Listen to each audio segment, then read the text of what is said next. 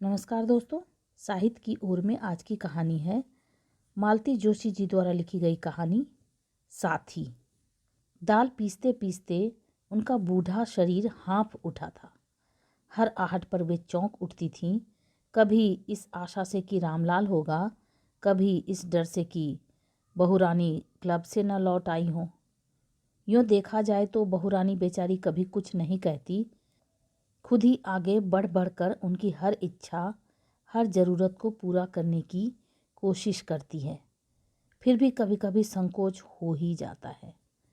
पिछले हफ्ते से बाबूजी 2-3 बार कचौड़ी खाने की बात कह चुके हैं। यूँ यह कोई बड़ी बात नहीं थी, लेकिन उनकी खांसी बढ़ जाने के डर से इधर तली हुई चीज़ें करीब करीब बंद सी हैं।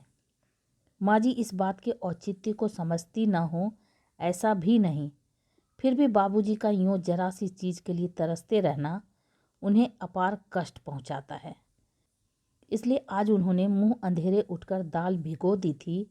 बहुरानी के क्लब में जाने के बाद मैदा गूंदकर रख दिया था और दाल पीसने बैठ गई थी।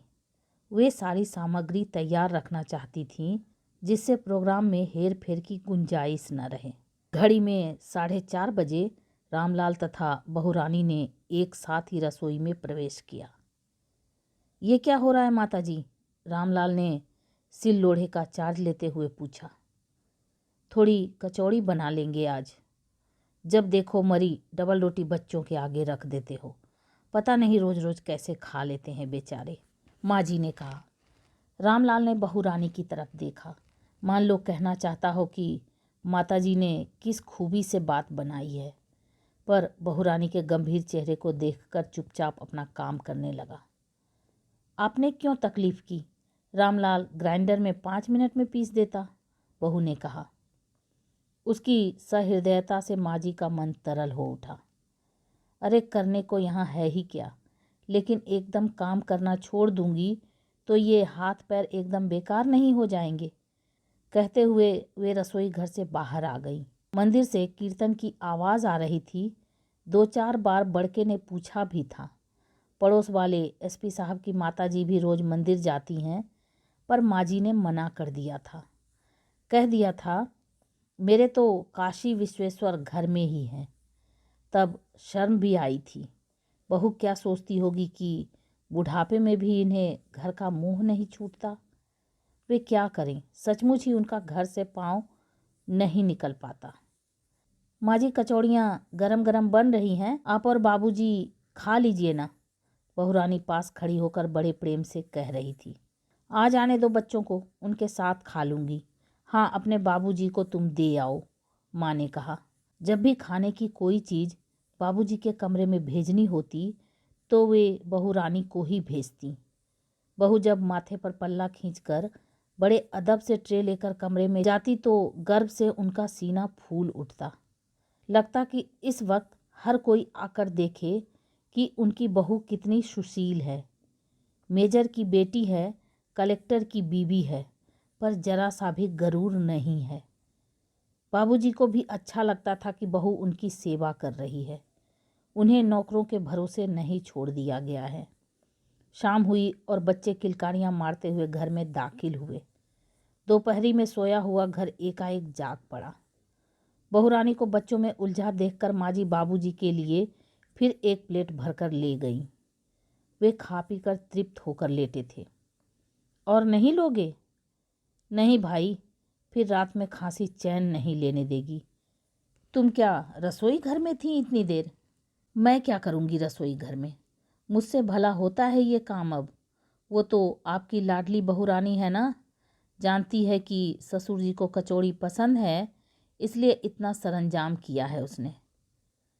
अच्छा, बाबूजी ने कहा। चेहरे पर एक तृप्ति का भाव था। माँ जी शायद इसी के लिए दिन भर से खट रही थी। वैसे की वैसी प्लेट लेकर जब लौटी तब तक लड़का भी आ चुका था। आज बड़ी देर कर दी बेटा? नहीं अम्मा, रोज का ही तो समय है। आज क्या कचौड़ियों का प्रोग्राम है? बाबूजी को ज़्यादा तो नहीं?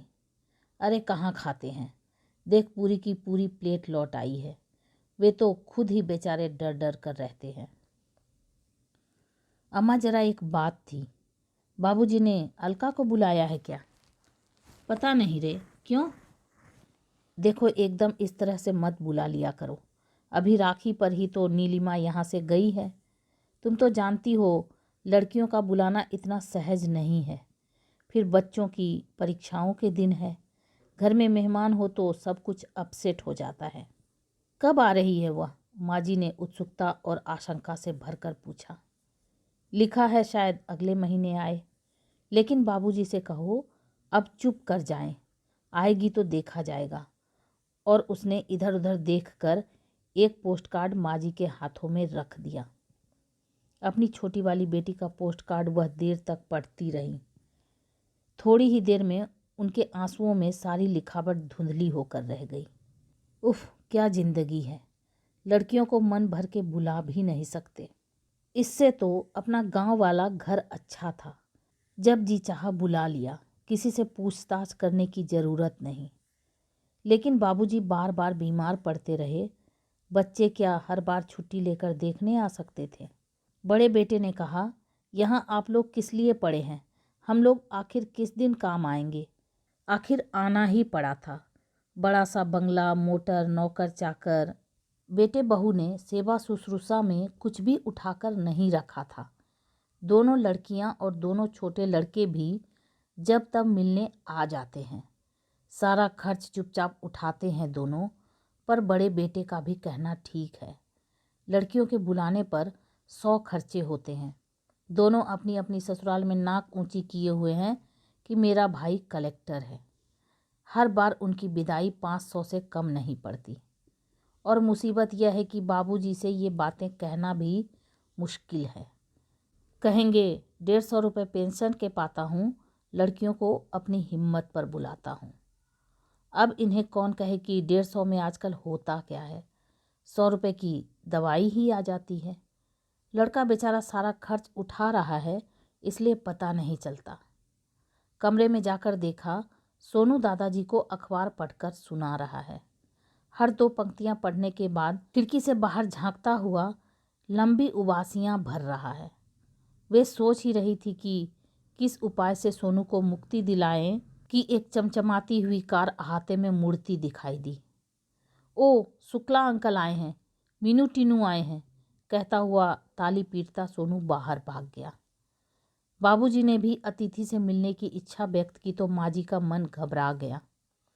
बैठक के कमरे में पहुंचते ही बाबूजी दूसरे आदमी बन जाते हैं।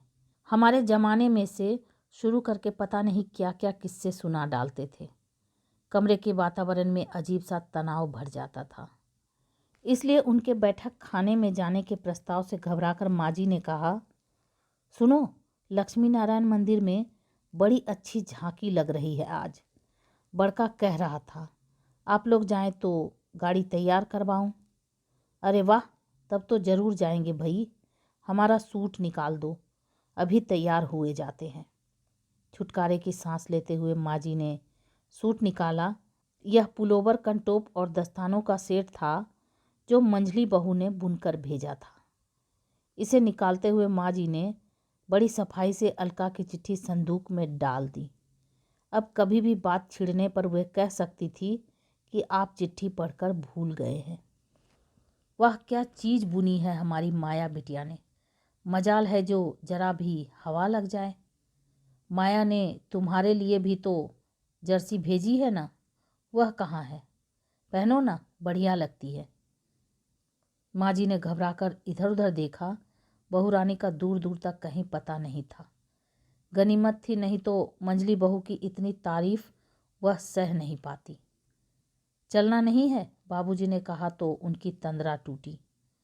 शाम को बाबूजी के साथ उन्हें मंदिर जाना बड़ा अच्छा लगता था। ड्राइवर अदब से दरवाज़ा खोलकर खड़ा हो जाता था। नौकर हाथ देकर दोनों को उतारता था। सारे दृश्य को दर्शनार्थी बड़े मनोयोग से देखते थे। आंखों में श्रद्धा और आदर लिए हुए वे जब हाथ जोड़ते तो मन गौरव से भर उठता। हमेशा की तरह बाबूजी मंदिर में शास्त्रार्थ करने बैठ गए। माँ जी बेचैनी में प्रतीक्षा करने वाले ड्राइवर और सुखलाल को देखती रहीं। उन्हें लगा कि बाबूजी ज़्यादा देर लगा रहे हैं। जरूर ड्राइवर उन्हें मन ही मन कोस रहा होगा। 2-4 बार याद दिलाने के बाद बाबूजी उठे। अपने ही जैसे 2-3 बुजुर्गों को उन्होंने गाड़ी में बैठने के लिए निमंत्रित किया। माँ जी को फिर एक बार ड्राइवर की नाराज़गी का डर हुआ। सारे रास्ते हुए उसे कुरेद कुरेद कर उसके घर परिवार के संबंध में पूछती रहीं। बंगले में पांव रखते ही भुने हुए प्याज की गंध उनके नथुनों में भर गई। उन्हें रामलाल पर क्रोध हो आया। कितनी बार कहा है सोमवार को प्याज मत छौंका कर, तेरे बाबूजी खाते नहीं। लेकिन उसका क्या है, नौकर आदमी है। लेकिन इन लोगों से क्या एक दिन भी सब्र नहीं होता। वे भागी भागी रसोई में गईं। सब्जी प्याज में छौंक दी रामलाल, अब उन्हें क्या परोसूंगी मैं, उन्होंने रोष में कहा। हुजूर, बड़े साहब के लिए लौकी अलग बना रखी है, एक बार कहने से भूलता थोड़े ही हूँ, रामलाल ने गर्भोक्ति से कहा। माँ जी खुश हो गईं। रात को बाबूजी की थाली उन्होंने कमरे में ही पहुँचा दी। तुम यहीं खा लो, उन लोगों ने तमाम चीज़ों में प्याज डाल रखा है, उससे क्या फर्क पड़ता है, बाबूजी ने निरीह भाव से कहा। उन्हें नाती पोतरी के साथ, लड़के के साथ बैठकर खाना अच्छा लगता था। पर माँ जी हफ्ते में 3-4 बार किसी न किसी बहाने उन्हें कमरे में ही खिला देती थी। उन्हें मालूम था बाबूजी के होने से बहू को बैठने में दिक्कत होती थी। बच्चे भी उतना खुलकर हंस बोल नहीं पाते थे। माँ जी के सामने आखिर बाबूजी को झुकना ही पड़ा। उन्हें खाना खिलाने के बाद उन्होंने खुद खाया। फिर बाबूजी को टॉनिक के बाद गोली और गोली के साथ दूध दिया। फिर उनका बिस्तर ठीक किया। दिन भर की मुड़ी तुड़ी चादर बदली, सिरहाने, मफलर, कंटोप, बिस्तर के नीचे चप्पलें रखी, स्टूल पर थर्मस में गर्म पानी, खांसी दबाने के लिए प्लेट में मुलैठी, लौंग और मिश्री के टुकड़े रखे। उन्हें बिस्तर पर लिटाने के बाद ही माँ जी को चैन मिला। और फिर एकाएक उन्हें लगा कि वे बहुत थक गई हैं। सुबह से जैसे पाँव में भौंरी बांधकर काम करती रही हैं। अब जाकर याद आया कि वे उम्र की 62 सीढ़ियाँ पार कर चुकी हैं। हमेशा जैसी मेहनत उनके बस की नहीं रही। बस लड़का रोज की तरह जब कमरे में आया तब वह पाँव पर आयोडेक्स मल रही थी। लाओ मैं मल दूँ, उसने हाथ से शीशी छीनते हुए कहा। क्यों दिन भर हाय हाय करती रहती हो? कितनी बार कहा है कि बस बैठकर हुक्म किया करो। देखो बहू कुछ करती भी है या नहीं। कहाँ करती हूँ रे कुछ, उन्होंने कहा। पर उन्हें अच्छा लग रहा था। उनके थके शरीर को उसके बलिष्ठ हाथों का आधार बड़ा अच्छा लग रहा था। सुबह 8 बजे से पहले उठना नहीं कहकर जब वह चला गया था तो उन्हें बड़ा अच्छा लग रहा था। अपने भाग्य पर उन्हें ईर्ष्या हो आई। कभी सोचा भी नहीं था इतनी बड़ी गृहस्थी इतनी आसानी से पार हो गई। तीनों लड़के पढ़ लिख गए, ऊंचे ओहदों पर पहुंच गए। लड़कियां खाते पीते घरों में चली गईं। बहुएं भी आई तो सुंदर सुशील। कभी किसी ने लौटकर जवाब तक नहीं दिया। आदमी को और क्या चाहिए? बस भोलेनाथ, अब इस भरे दरबार में से मुझे हाथों हाथ उठा लो, यही प्रार्थना है, उन्होंने दोनों हाथ माथे से टेक कर कहा। लेकिन उनकी बंद आंखों के सामने असहाय एकाकी बाबूजी की मूर्ति नाच उठी और उन्हें लगा बुलावा आ ही गया तो क्या वे निश्चिंत मन से जा सकेंगी। तो ये आप सुन रहे थे मालती जोशी जी द्वारा लिखी गई कहानी साथी, रेणु की आवाज़ में। ऐसी अद्भुत कहानियों को सुनने के लिए मेरे चैनल को सब्सक्राइब करें, लाइक करें और शेयर करें। और हाँ, कमेंट करके ज़रूर बताएं कि आपको ये कहानी कैसी लगी। Thank you.